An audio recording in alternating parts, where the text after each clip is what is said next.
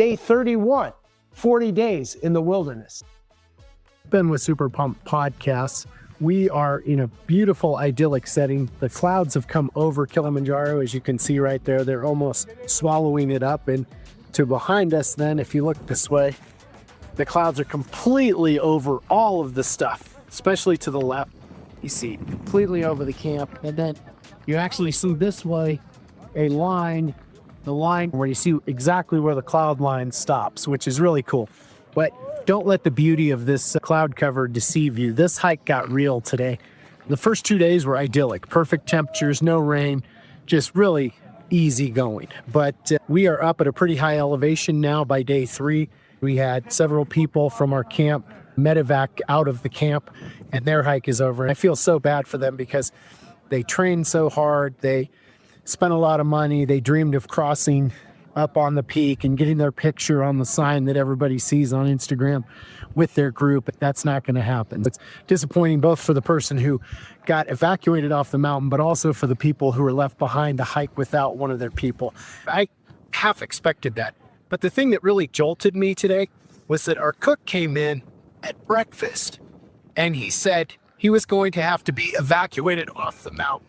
And he pulled up his pant leg and his ankle was as big as a grapefruit. He went on to say that he rolled it yesterday on the hike. It got me thinking. I've always been so focused on altitude sickness that I really had to click in that every step we take up this mountain all the way to almost 20,000 feet, you're on terrain like this where these rocks roll around and you can blow out a knee, an ankle.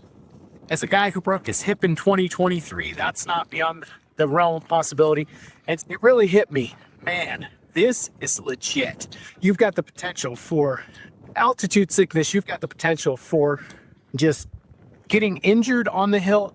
And then you've got the potential of the cold, which kind of just punched me in the face last night. Second thing is, last night we went to bed. In the middle of the night, we woke up and it was literally freezing. There was snow coming down and I was ill-equipped. If you've ever been disoriented or woken up in the middle of the night, it's very hard to get your bearings.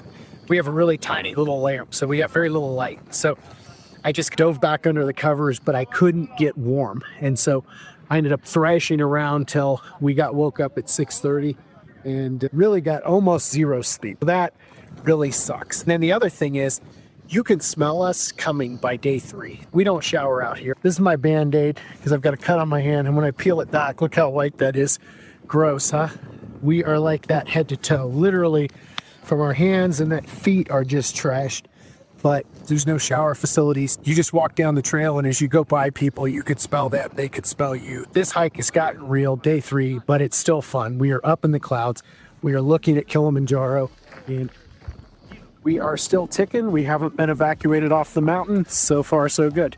Thanks for joining us and keep climbing in your life.